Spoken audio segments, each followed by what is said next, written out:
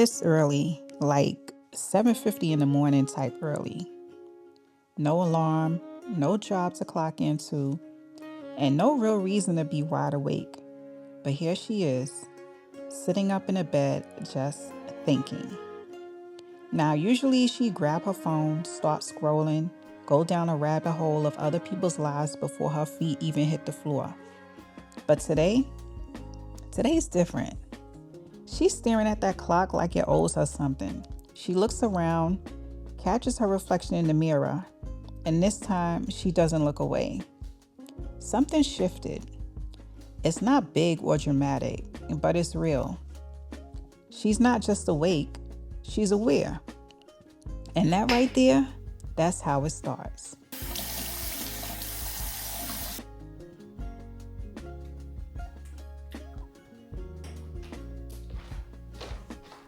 She's not doing too much this morning. No lashes, no foundation, nothing extra. Just pulling on her clothes like it's a fresh start.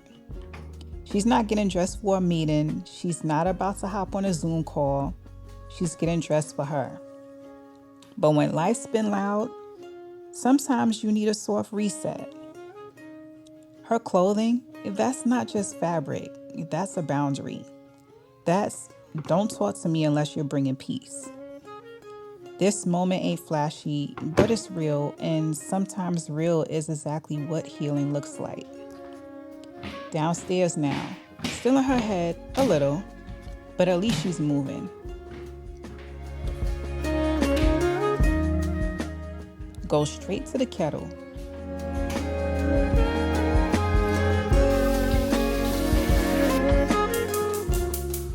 Same routine, same mug. And that mug, Mondays don't like me either. You see that? That's the emotional support mug of someone who's been throwing shade at Mondays since forever. Like, girl, who hurt you? Oh, right, Monday. She stares at it like the mug just read her whole life out loud. Maybe it did.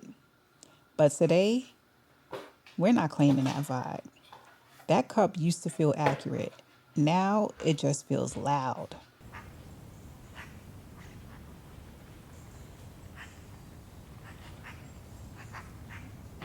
She sits down, no music, no TV, no background noise. Just her and whatever thoughts show up. Not running, not hiding, just finally sitting in it. And I remember that moment clear as day. That was when she stopped scrolling through everybody else's life and started walking toward mine. She opens the laptop, same one she's been using to start all kinds of projects. There's footage saved, docs open, tabs from goals she mapped out months ago. This laptop, oh, it's been busy. The problem isn't starting, it's the follow through. She clicks over to YouTube, and there it is. 2 subscribers. Yeah, and she knows both of them. She laughs under her breath, not because it's funny, but because it's familiar. She's seen this cycle before.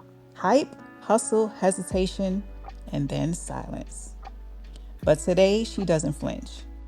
Doesn't minimize the tab, and doesn't talk herself out of it. She's not running from the numbers. She's running toward the version of herself who finally sees it through. You ever open an old folder on your computer and feel like you just walked into a crime scene? Clips, drafts, video files with names like final underscore edit to. Footage she recorded with good intentions and zero follow through. She watches some of it, and honestly, it's not bad. It just never made it. Not because she didn't care, but because she second guessed, overthought, procrastinated, and talked herself out of it. But this time, she's watching with fresh eyes, not to critique, but to remember. She's not running from the version of her that stopped. She's learning from her and finishing what that girl started. Her desk was looking stressed, like it had been through something. Papers everywhere. Candles that haven't been lit since last season. sticky notes judging her from across the room. She walks in with that look like, yeah, I've had enough. And she starts clearing it, one piece at a time, tossing what doesn't serve her, wiping down what does, rearranging the chaos into something that feels like clarity. This isn't just a cleanup. This is a shift because when her space feels clear, her mind follows. And you can feel the difference already, like she's making space for what's next. You ever get that burst of energy after cleaning your space, like suddenly you can do anything? Yeah, that's where we're at. Desk clear, mind's clear, and now she's standing in front of the whiteboard like it owes her answers. She grabs that marker with a little more confidence than usual and starts writing. Not goals, not vision boards, just a straight up list of what's getting done. You can feel the difference this time. No fluff, no maybe I'll get to it, just this, and this. We're doing it. And look, she's made lists before, 100 of them probably, but this one feels different. Because for once, it's not about proving something, it's about following through.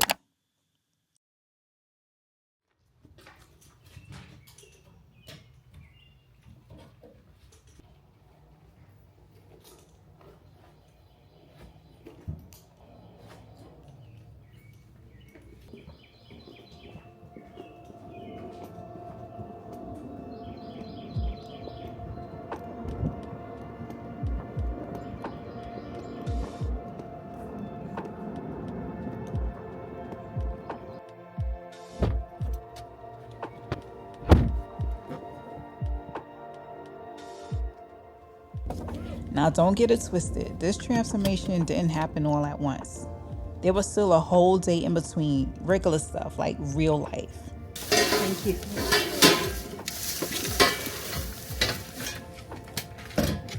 So I'll go to Okay. and return this. Thank you.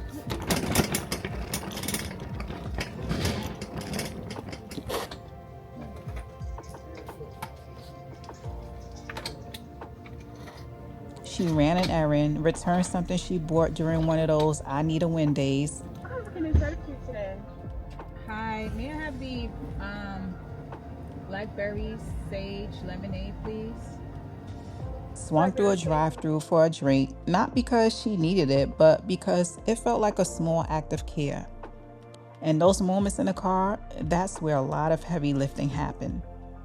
Not the emotional kind, just mental sorting. Thinking about what stays and what goes, letting the silence talk back a little. And I know it doesn't look like much, but don't sleep on these parts. This is how momentum builds. Quiet, regular, in between moments that say, I'm still doing this, even when it's not cute.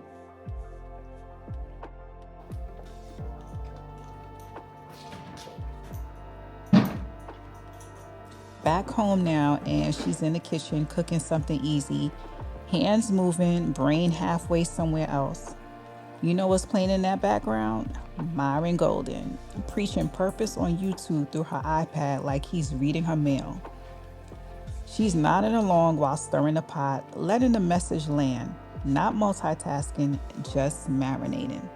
And so how can a 747, let's just take a 747, fully loaded, fuel, passengers, luggage, it weighs, anybody want to guess? One of the great challenges in this work is knowing enough about a subject to think you're right.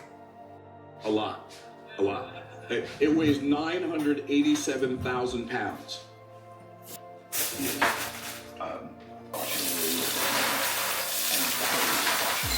Like, I'm thinking on a subconscious level. This is what I do. Mental movies of the pain past that are moving me away from even being willing. Okay. Dinner's done, and this time she actually sits down at the table. Not in front of the TV, not scrolling, just present. The day's been long, but this moment, it feels like a full stop, a comma before the next sentence.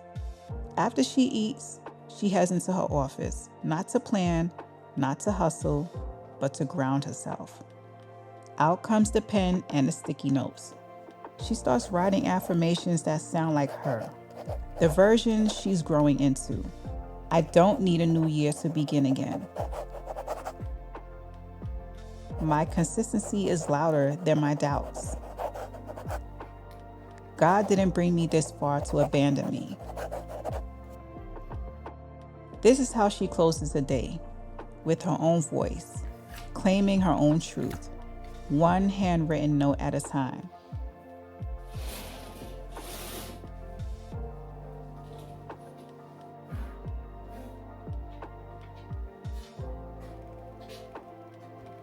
Upstairs now, the house is quiet, lights dim, and there's a different kind of stillness in the air.